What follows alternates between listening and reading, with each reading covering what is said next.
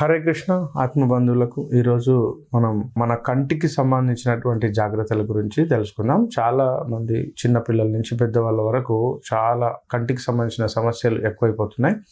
ఒకటి ఎందుకంటే ప్రధానంగా వాళ్ళ శరీర తత్వం గురించి వాళ్ళకు తెలియకుండా ఉండడం వల్లనే ఈ ప్రాబ్లమ్స్ వస్తున్నాయి. అంటే బేసికల్గా ఆయుర్వేదంలో ఏం చెప్తారంటే వాత ప్రధానమైనటువంటి మనుషులు, పిత్త ప్రధానమైనటువంటి మనుషులు, కఫ ప్రధానమైనటువంటి మనుషులు, అట్లా 3 కేటగరైజ్డ్గా చేస్తారు. సో ఈ వాత ప్రధానమైనటువంటి మనుషులకు ఒకవేళ కంటి సమస్యలు వస్తే ఎట్లా ఉంటాయి. సో బేసికల్గా వాత ప్రధానమైనటువంటి మనుషులకు వాళ్ళ శరీరమే ఎయిర్ ఎక్కువగా ఉంటుంది, అంటే గాలి తత్వం ఎక్కువగా ఉంటుంది అనమాట. సో గాలి తత్వం ఎక్కువగా ఉండడం వల్ల వాళ్ళకి ఏమవుతుందంటే కళ్ళు ఒక్కటే కాదు, నాలుక మరియు మిగతా అంటే కళ్ళు, నాలుక, చర్మము పొడారిపోతుంటుంది ఎప్పటికీ. మీరు ఎంత మాయిశ్చరైజర్ రుద్దినా కూడా తొందరగా డ్రై అయిపోతుంటుంది స్కిన్. మనం గుర్తుపట్టాలన్నమాట. సో ఎందుకు ఇలా జరుగుతుంది అంటే ప్రధానంగా వాళ్ళకు వాతం అంటే గాలి తత్వం ఎక్కువైపోయింది. మీరు అబ్జర్వ్ చేయండి, చాలా మందికి మనం ఏదైనా ఆరబెట్టాలంటే బయట గాలికి ఆరబెడతాం. అంటే గాలితో పాటు ఎండ ఉంటే తొందరగా ఆరిపోతాయి సహజంగా. సో గాలి ఏం చేస్తుందంటే ఆరబెడుతుంది, అంటే మన ఏది ఆ వస్తువులో ఉన్నటువంటి తేమను తీసేస్తుంది. అలాగే మన శరీరంలో కూడా వాతం ఎక్కువైనప్పుడు తేమను తీసేస్తుంది. సో ఎప్పుడైతే తేమ పోతుందో కళ్ళు డ్రై అయిపోతాయి. సో ఎప్పుడైతే కళ్ళు డ్రై అయిపోతుందో కంటికి సంబంధించినటువంటి సమస్యలు వస్తాయి. ఇక్కడ మనకు కన్నుకు సంబంధించినటువంటి దాంట్లో మెయిన్ వాతం ఎక్కువ కావడం వల్ల కంటి నుంచి బ్రెయిన్కు పోయేటువంటి ఆప్టిక్ నర్వ్ అంటారు, కంటికి సంబంధించినటువంటి దృక్ నాడి అంటారు.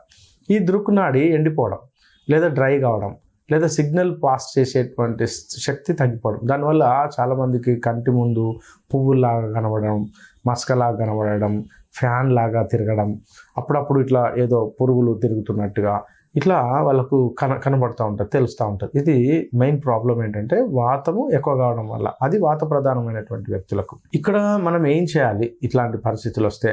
చాలామందికి మీరు అబ్జర్వ్ చేయొచ్చు, చిన్న పిల్లలకి కళ్ళద్దాలు వస్తున్నాయి, కంటి యొక్క చూపు శక్తి తగ్గిపోతుంది, మరియు ఎఫిషియన్సీ తగ్గిపోతుంది. మనం ఇదివరకు అనుకున్నాం కంటిని విపరీతంగా వాడడం వల్ల ఈ యొక్క ప్రాబ్లం వస్తుంది. కాబట్టి ఆ యొక్క విపరీతంగా వాడడం అనేది మనం దాన్ని తగ్గించాలి అని మనం కొన్నిసార్లు చెప్పుకున్నాం.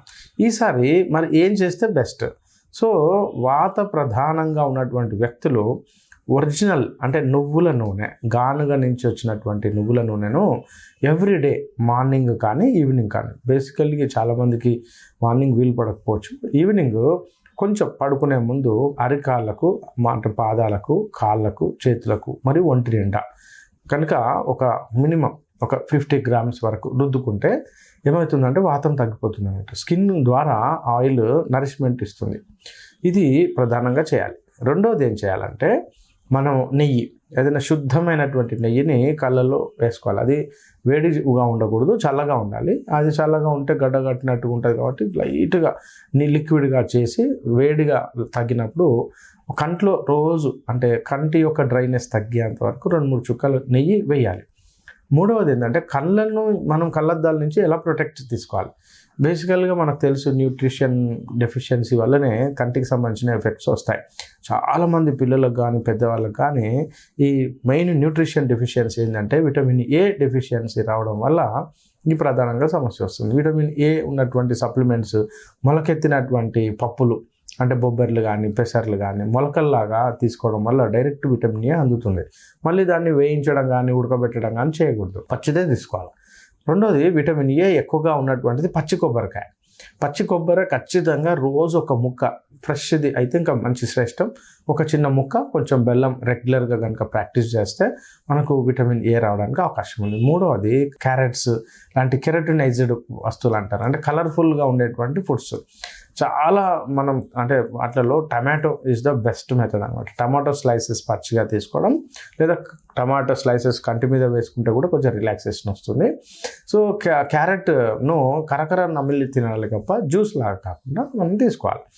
ఇంకా విటమిన్ ఏ డెఫిషియన్సీని తగ్గించుకోవడానికి మెయిన్ మనము ఈ అవిసె గింజలు అవిసె గింజల యొక్క పచ్చిదే తీసుకోవాలి. అవిసె గింజలు మన వాళ్ళు ఏం చేస్తారంటే వేయించి పొడిగొట్టి అవిసె పొడి చేస్తారండి.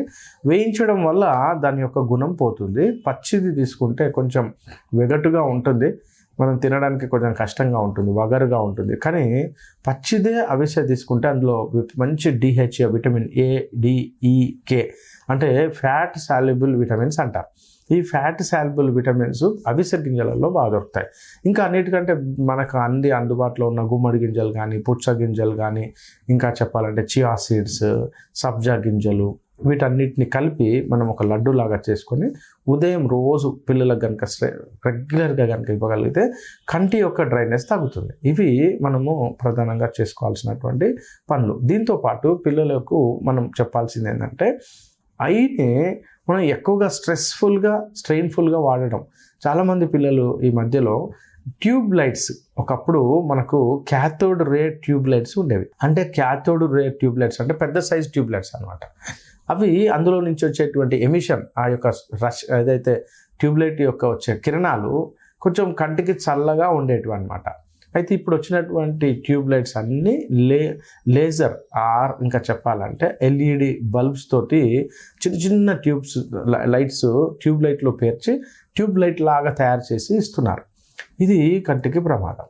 సో మనము కంటి అద్దాలు రాకూడదు, కన్నుకు సంబంధించి జాగ్రత్తలు తీసుకోవాలంటే ది బెస్ట్ ఏంటంటే ఓల్డ్ ట్రెడిషనల్ పాత పద్ధతితో ఉన్నటువంటి లైట్, పెద్ద ట్యూబ్ లైట్ను పెట్టాలి. అంటే స్కూల్కు సంబంధించి లేదా కాలేజెస్లో, హాస్టల్స్లో, స్టడీ రూమ్లో పెద్ద సైజు ట్యూబ్ లైట్ మనం పెట్టుకొని వీలైనంత వరకు మన కన్నుకు స్ట్రెయిన్ కాకుండా చూసుకోవాలి. కన్ను ఎప్పుడైనా స్ట్రెయిన్ అనిపిస్తుంది అంటే గరగరలాడుతుంది అన్నప్పుడు మనము ఖచ్చితంగా వైద్యుని దగ్గరికి వెళ్ళాలి. హరే కృష్ణ.